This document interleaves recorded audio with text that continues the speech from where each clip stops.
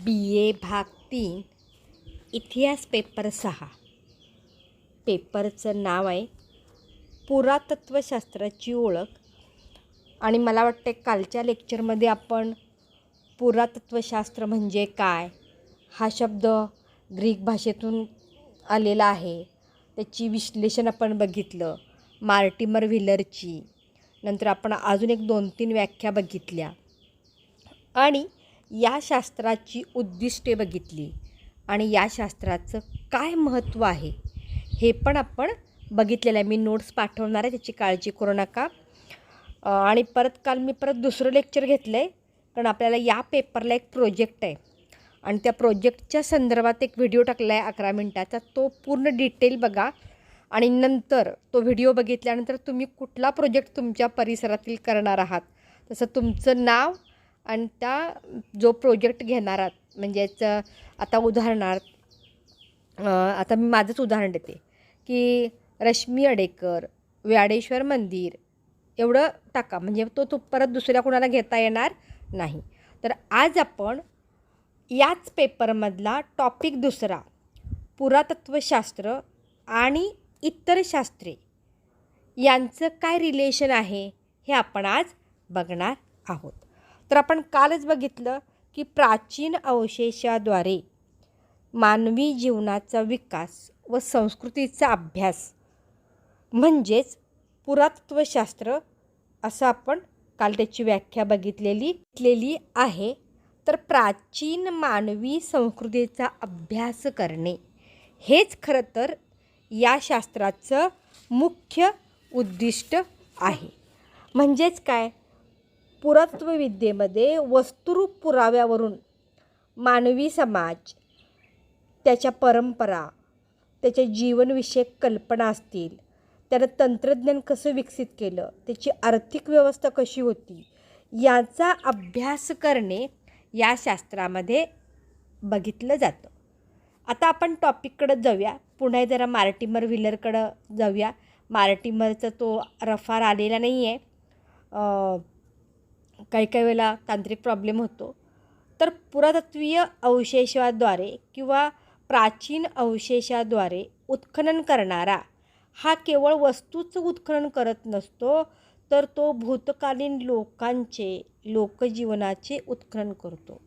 एक उदाहरण द्यायचं असल्यास मला वाटते जरासं तुमचंच उदाहरण देते. तुमची मला वाटते पहिलीतली जर बॅग सापडली तर तुम्हाला काय काय आठवण येतात बघा. तुम्ही आता जवळजवळ लास्ट 21 वर्षाच्या दरम्यान आलेल्या आहात, टीवायला आलेले आहात आणि तुमची जर पहिलीतली बॅग कुठं जर माळ्यावरनं काढली तर तुम्हाला त्यावेळचे शिक्षक, मग त्या बॅगेमध्ये आपण काय काय, त्यावरनं मग आपल्या मैत्रिणींशी केली भांडणे, सगळं आठवतं. म्हणजेच आपण काय करतो, गतकालीन जीवनाचे उत्खनन करतो. म्हणजे सगळं आपल्या त्या आठवणी येतात. ह्या कुणामुळे येतात की ती बॅग बघितल्यामुळे. ती म्हणजे बॅग काय असतं, वस्तू. पण पुरातत्वशास्त्र हे परावलंबी असल्याने त्याचे स्वरूप, कालमापन व अन्वयार्थ लावण्यासाठी इतर शास्त्रांची गरज असते.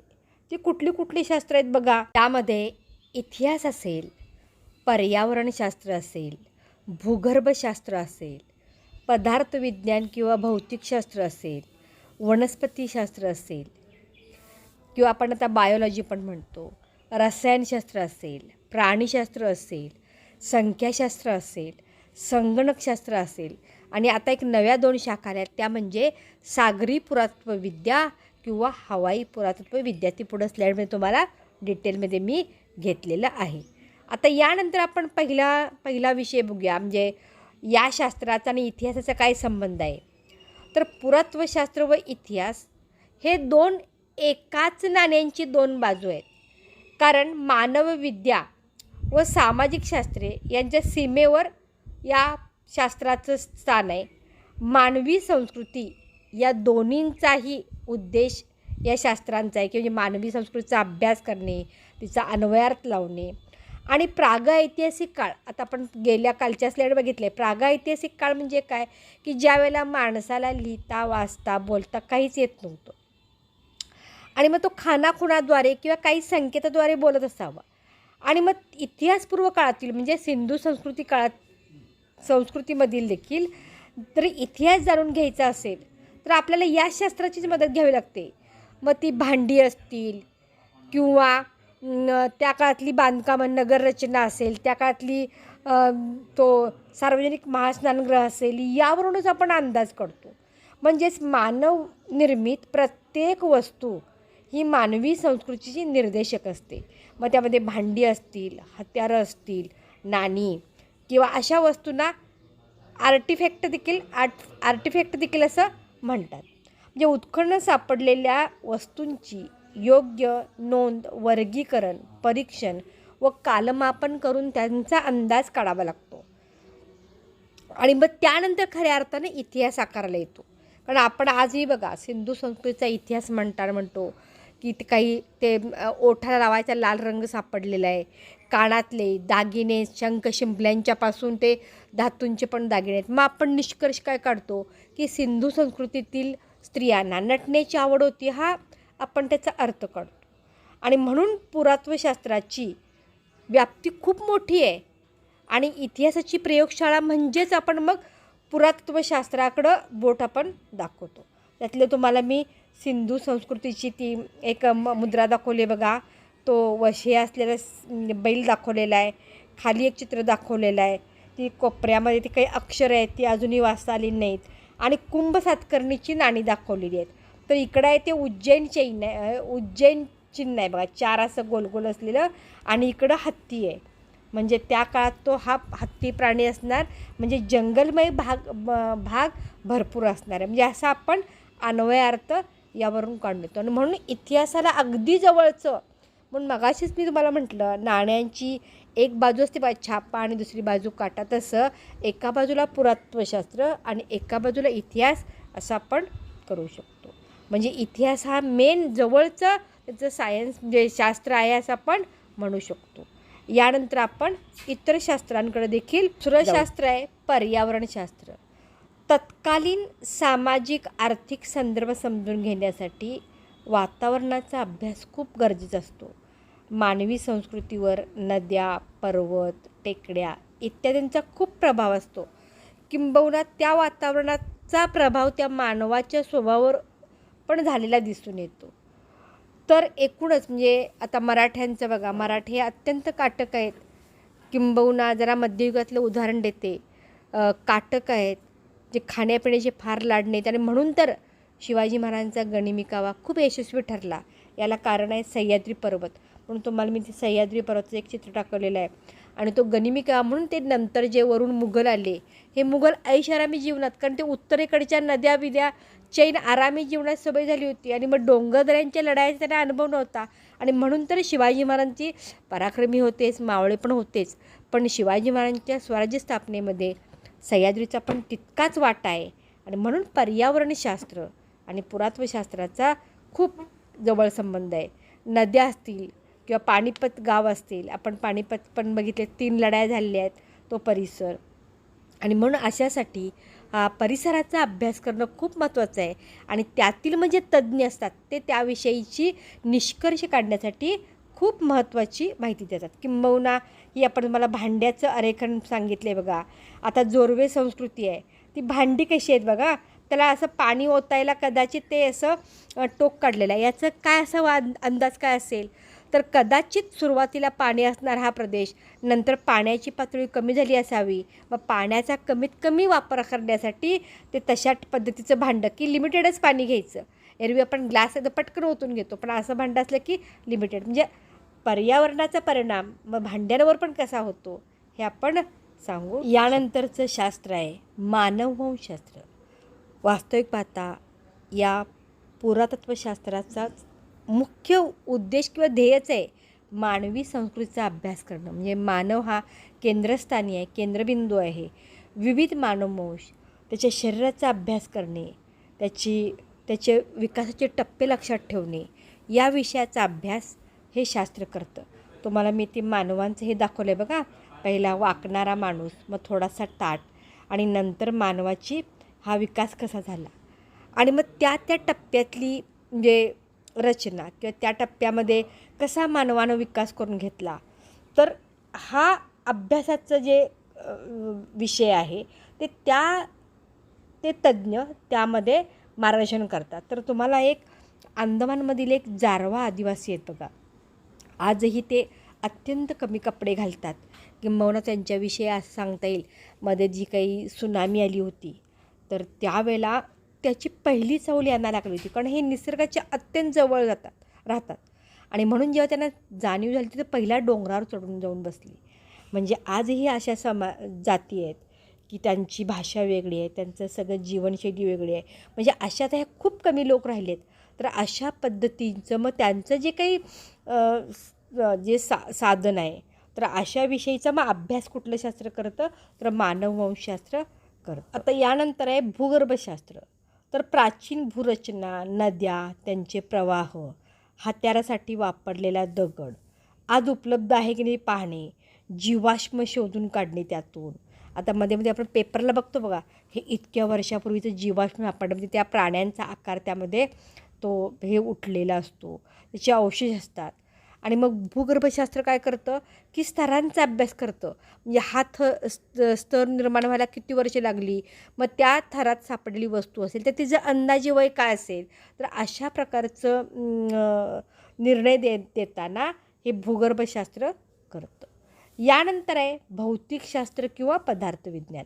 प्रोटॉन मॅग्नेटोमीटर, जमिनीत ज्या गाडल्या गेलेल्या लोखंडी वस्तू आहेत किंवा मातीच्या भट्ट्या शोधून काढणं, किंवा थर्मोरेमनंट मॅग्नेटिक सर्वे, ते सर्वे करून त्यामध्ये काही वस्तू मिळतील की नाही, किंवा इलेक्ट्रॉनिक रेजिस्टन्स, की तिथून वीज प्रवाह जात असेल, जर ओलं असेल तर तिथं शॉक लागतो, म्हणजे अशा ठिकाणी काही वस्तू सापडत आहेत की नाही, हे याबद्दलचा निर्णय किंवा याबद्दलची माहिती त्या विषयातला तज्ज्ञ देऊ शकतो. तर तुम्हाला मी यामध्ये प्रोटॉन मॅग्नेटोमीटरची टेस्ट कशी घेतात ती व्यक्ती तुम्हाला तिथं दाखवलेली आहे. यानंतर बुद्धमूर्ती एक दाखवलेली आहे बघा. मध्ये तुम्हाला आठवते काही वर्षापूर्वी जी तालिबान संघटना आहे अफगाणिस्तानमधील, तर जगातली बुद्धमूर्ती त्यांनी सुरुंग लावून फोडून टाकली. मग अशा वेळेला वास्तविक ती जरी भारतामधला गौतम बुद्ध जरी असले, तर ती जगातली सर्वात उंच मूर्ती आणि सगळ्या जगाच्या मानवी संस्कृतीचा तो पुरावा आहे. ते काय एकट्या भारताचं नाही आहे. आणि म्हणून मग तो विशिष्ट त्याच्यावर प्रोसेस करून, केमिकल करून तो पुन्हा मूर्ती ती म्हणजे पूर्ण व्यवस्थित केलेली दिसून येते. किंवा आता पण काही मूर्ती झिजल्या जातात. आता मग कोल्हापूरची महालक्ष्मी पाय असेल किंवा पंढरपूरचं विठोबा असेल, तर त्यावर लेपन करतात बघा. मग ते लेपन म्हणजे काय असतं, काही केमिकल वापरून ते परत झीज होऊ नये म्हणून अशा पद्धतीचं लेप करतात. तर रसायनशास्त्राचा आपल्याला काय उपयोग होतो, तर कार्बन 14 कालमापन पद्धत असेल, किंवा उत्खननित वस्तूची स्वच्छता करणे असेल, कारण चिखलातून किंवा कितीतरी थरातून खालून काढायला लागतं, मग स्वच्छता करायला लागते, शुद्धीकरण करायला लागतो. केमिकल रिडक्शन, क्लोरीन आणि नायट्रोजन इत्यादींचा वापर करून स्वच्छता आणि तिचं वय ठरवण्यामध्ये उपयोग केला जातो. आणि या पद्धतींचा वापर करून हाडांचा कालखंड देखील ठरवता येतो. यानंतर बघा वनस्पतीशास्त्र, की त्या प्रागैतिहासिक काळात असेल किंवा सिंधू संस्कृतीमध्ये असेल, लोक काय खात असतील किंवा त्यांचं आहार पद्धती काय असेल, किंवा पोलोन ॲनालिसिस पद्धतीने मानव कधी शेती करू लागला, कोणती पिकं घेत होता, तर हे एक अगदी महाराष्ट्रामधील एक गावामध्ये ते एक मातीच होतं आणि तिथंशी ही नक्षी उठलेली आहे. आता हे मक्याच्या कणसाचं हे वाटतं, म्हणजे यावरून काय की त्या काळातला मानव हा मक्याची शेती करत असलेला दिसून येतो. म्हणजे ह्या वनस्पतीवरून किंवा ह्या आता मक्याचं कणीस आहे यावरून त्यांचं खानपान काय असेल हे कळू शकतं. यानंतर आहे प्राणीशास्त्र आहे, म्हणजेच हे झूलॉजी आहे, की पशुपक्ष्यांचे मानवी जीवनामध्ये खूप स्थान आहे. मग त्या पशुपक्ष्यांच्या हाडाची बाणाची टोकं करणं किंवा सुया, पिसे, अलंकार यासाठी वापर करणं, याचा वापर प्राण्यांच्या विविध अवयवांचा केला जातो. तर मग माणसानं प्राणी कुठला पहिला माणसाळला, तर कुत्रा किंवा बकऱ्या, म्हणजे अशा पद्धतीनं याचा वापर तो कधी करू लागला, या पद्धतीचा निर्णय घेण्यासाठी हे शास्त्र मदत करतं. याशिवाय संख्याशास्त्र आहे, उत्खननात सापडलेली आयुध असतील, खापरं असतील इत्यादींच्या मूल्यमापनासाठी हे संख्याशास्त्र उपयोगी पडतं. आणि विविध अवशेष किंवा चं वर्गीकरण करणं, लिपींचं वाचन करणं किंवा विविध प्रकारची माहिती साठवणं यासाठी संगणक तज्ज्ञ आहे तो त्या पुरातत्वशास्त्रज्ञाला नक्कीच मदत करतो. याशिवाय या पुरातत्वशास्त्रामध्ये या मगाशी तुम्हाला म्हटलं मी सागरी पुरातत्वविद्या आणि हवाई पुरातत्वविद्या. तर सागरी पुरातत्वविद्या म्हणजे मला वाटतं याचा कमीत कमी तुम्ही लहान असताना बघितला असेल. वेळणेश्वर इथं डॉक्टर अशोक मराठे हे पुणे येथील डेक्कन कॉलेजचे आणि यांनी वेळणेश्वराच्या त्या समुद्रामध्ये ती भिंत शोधून काढली बघा. तेव्हा अशा प्रकारच्या कॅमेरा आणि पाणबुड्याचा वापर केला होता. तर काही अवशेष पुरा म्हणजे पाण्यामध्ये पण लपलेले असतात की समुद्रामध्ये खोलवर असतात. तर असे कसे शोधून काढायचे, तर विशिष्ट कॅमेरे आणि पाणबुड्याचा वापर करून ते करू शकतात. याचप्रमाणे काही जमिनीखाली गाडले गेले असतील तर त्याचे एरियल सर्वे किंवा हवाई सर्वेक्षण करून तर ते पण दाखवलं आहे बघा. द्वारका बेट आहे ते कसं होतं ते हवाई करून चित्रण करून विशिष्ट ते बारीक कॅमेरे वापरून लेन्स वापरून ते केलेले असतात. तर अशा पद्धतीनं मानवी संस्कृतीचा अभ्यास करणं हे जरी पुरातत्वशास्त्राचं उद्दिष्ट असलं तर तो अभ्यास परिपूर्ण होण्यासाठी अगदी इतिहासापासून ते या विविध शास्त्रांची मी आता परत नावं घेत नाही, विविध शास्त्र त्यामध्ये अजून ह्या 2 नव्या शाखा आहेत सागरी पुरातत्वविद्या, हवाई पुरातत्वविद्या, ह्या सगळ्यांचा वापर होतो. तेव्हाच त्या सापडलेल्या वस्तूची स्वच्छता असेल, तिच्या संदर्भातले निष्कर्ष असतील, हे निष्कर्ष सांगण्यासाठी हे एक अत्यंत महत्त्वाचं म्हणजे ही आदरशास्त्र किंवा इतर शास्त्र या पुरातत्वविद्येला अत्यंत महत्त्व करतात आणि त्यामुळंच मग त्या वस्तूविषयीचा अन्वयार्थ लावणे किंवा त्या घटनेविषयीचा अन्वयार्थ लागणं सोपं जातं.